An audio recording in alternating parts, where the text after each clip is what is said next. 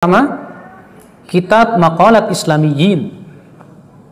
Di situ beliau tegas menetapkan, ya, setelah beliau menyebutkan tentang keyakinan salafus saleh bahwasanya Allah bersemayam di atas arsy dan yang lainnya, beliau mengatakan di akhirnya, A'udzu billahi minasy syaithanir rajim.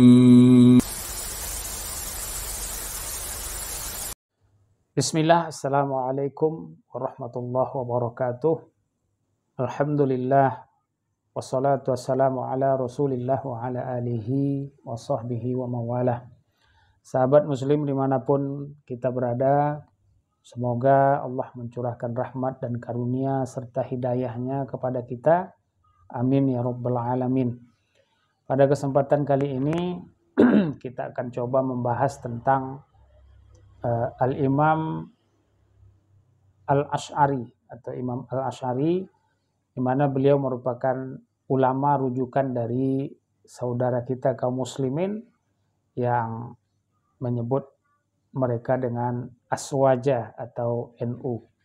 Sahabat muslim, ternyata banyak sekali hal-hal yang tidak terduga, ya, yang terjadi pada diri Al-Imam Al-Asy'ari ini, terutama pada fase-fase kehidupan beliau dari kecil, dewasa hingga beliau wafat. Inilah yang kita akan coba jelaskan melalui ceramah atau pendapat ustadz-ustadz. Semoga nanti video ini akan memberikan pencerahan bagi kita yang menontonnya. Sahabat muslim, untuk itu kita dengarkan ceramah dari Al-Ustadz Badrus Salam berikut ini. Allah berada di atas arsy. Ini keyakinan Imam Syafi'i, keyakinan Imam Ahmad, keyakinan Imam Abu Hanifah, keyakinan siapa? Imam Malik bin Anas. Dan ini keyakinan yang diriwayatkan dari para sahabat, para tabi'in, dan ini yang ditunjukkan oleh dalil dari Al-Quran dan hadis Nabi SAW. Bapak tahu tidak, Pak? Kapan mulai muncul pendapat yang mengatakan Allah tidak bersemayam di atas arsy?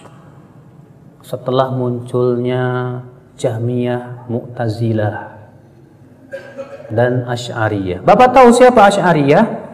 Asy'ariyah itu keyakinan Abul Hasan Al-Asy'ari di fase kedua. Dan Abul Hasan Al-Asy'ari hidup 100 atau 200 tahun setelah imam yang empat itu. Yang terakhir Imam Ahmad bin Hanbal. Di mana Abul Hasan Al-Asy'ari dalam hidupnya melewati 3 fase. Fase yang pertama di atas akidah Mu'tazilah, karena ayah angkat beliau itu seorang yang bernama Al-Jubba'i, pentolannya Mu'tazilah. Fase yang kedua kemudian beliau masuk dalam akidah Kullabiyah, yang kemudian menjadi akidah beliau, ya, yang kemudian dinisbatkan kepada beliau. Fase yang ketiga beliau rujuk dan kembali kepada madhab salaf. Dan fase yang ketiga ini, Pak, itu tertera dalam kitab beliau, 3 kitab beliau. Apa itu? Yang pertama, kitab Maqalat Islamiyyin. Di situ beliau tegas menetapkan, ya, setelah beliau menyebutkan tentang keyakinan salafus saleh bahwasanya Allah bersemayam di atas arsy dan yang lainnya, beliau mengatakan di akhirnya apa? Dan ini keyakinan Ahmad bin Hanbal, wa bihi aqul, dengan pendapat ini aku berpendapat. Itu perkataan Abul Hasan Al-Asy'ari dalam kitab Maqalat Islamiyyin. Yang kedua dalam kitab Risalah ila Ahli Thaghr, beliau juga menetapkan di situ bahwa Allah bersemayam di atas arsy.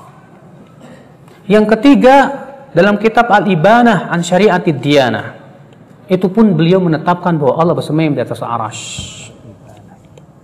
Tapi kemudian, Pak, yang tersebar sampai detik ini akidah beliau fase yang keberapa? Kedua.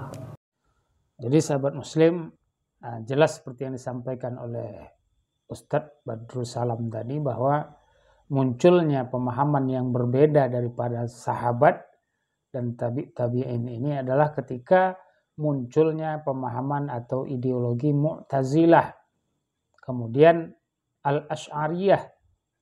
Ya, setelah muncul mereka ini, maka barulah terjadi perbedaan paham tentang seperti tadi Allah alal arsyis ar-Rahman alal arsyis tawa tadi, bahwa Allah berada di atas arsy. Sebelumnya tidak ada masalah daripada zaman Nabi Muhammad, para sahabat, para tabi'in sampai kepada imam mazhab yang 4, tidak ada masalah. Munculnya masalah perbedaan ini adalah ketika munculnya Mu'tazilah dan Al-Asy'ariyah. Seperti yang disampaikan oleh Ustadz tadi, walaupun pada akhirnya Imam Al-Asy'ari kembali kepada manhaj salaf, mengikuti Imam Hambali, sahabat Muslim. Jadi meskipun begini, tetap saja dari pengikut Imam Al-Asy'ari ini kokoh mengikuti ideologi Imam Al-Asy'ari sebelum beliau hijrah menjadi pengikut Imam Hambali sampai sekarang. Bahkan mereka mengatakan bahwa kitab Al-Ibanah yang dikarang oleh Imam Al-Asy'ari setelah kembali kepada pemahaman salaf, mereka mengatakan itu kitab sudah banyak dibumbu-bumbui, sudah banyak dirubah, ya, sudah banyak dihilangkan atau ditambah, dan yang paling bertanggung jawab ini adalah orang-orang Salafi Wahabi, kata mereka. Subhanallah. Coba kita dengarkan apa yang disampaikan oleh Ustadz berikut ini, sahabat Muslim. Pemahaman Asy'ariyah, ya, semoga Allah memberi hidayah kepadanya. Dia mengatakan bahwa kitab Al-Ibana cetakan Saudi dan Mesir adalah palsu karena tidak bersanad. Sedangkan yang asli adalah cetakan Maroko. Sehingga kisah 3 fase Abul Hasan katanya palsu. Ya, apa hubungannya 3 fase dengan kitab Al-Ibana? 3 fase itu ditetapkan oleh banyak orang yang menetapkannya. Iya. Banyak dari ulama yang menetapkan 3 fase. Terkait dengan kitab Al-Ibana, ini memang desas-desus yang banyak disebutkan oleh orang-orang Asy'ariyah belakangan ini. Ya biasa. Jadi kalau ada sesuatu yang mengungkap kebatilan sebuah kelompok, biasanya mereka cari alasan bagaimana caranya kebatilan itu tidak tersingkap. Oh, kitab Al-Ibana ini palsu. Penyandarannya kepada Abul Hasan Al-Asy'ari. Iya. Sebenarnya ini ada pembahasannya, ya, terkait dengan kitab Al-Ibana. Ya. Hanya saja waktu tadi membatasi kita, jadi saya nggak sebut semuanya. Ya. Nah, ini syubhat sudah lama. Yang paling populer mengungkapkan syubhat ini, yang mengatakan Al-Ibana diragukan, itu adalah Jahmiyah ekstrim di masa kini yang dia mengaku bermadhab Asy'ariyah, namanya Muhammad Zahid Al-Kautsari. Nah, ini yang dia dan pengikut-pengikutnya yang banyak menyebarkan masalah ini. Iya. Dan orang ini adalah orang yang dimaklumi kesesatannya. Sebagai orang-orang Asy'ariyah sendiri membantah Al-Kautsari ini. Iya, dan ini Jahmiyah kelas kakap orang ini. Baik. Jadi kalau penisbatan buku, ya, sekarang ada cetakan yang ada dari kitab Al-Ibana. Ada bab-babnya, ada masailnya, ada lafaz-lafaznya. Ya, jadi kalau diperhatikan dari cetakan-cetakan itu sama ininya. Apakah yang tercetak maupun yang manuskripnya? Ya, yang tercetak maupun yang manuskripnya. Kemudian yang kedua, kalau dibandingkan cetakan Al-Ibana yang ada sekarang dengan yang dinukil oleh para ulama sebelumnya, ya, misalnya Al-Baihaqi di dalam kitabnya Al-I'tiqad, beliau menukil 1 fasal dari kitab Al-Ibana, didapatkan persis dengan ada yang dicetak sekarang. Ini Al-Baihaqi. Iya. Sahabat Muslim yang semoga kita dirahmati oleh Allah Subhanahu wa taala.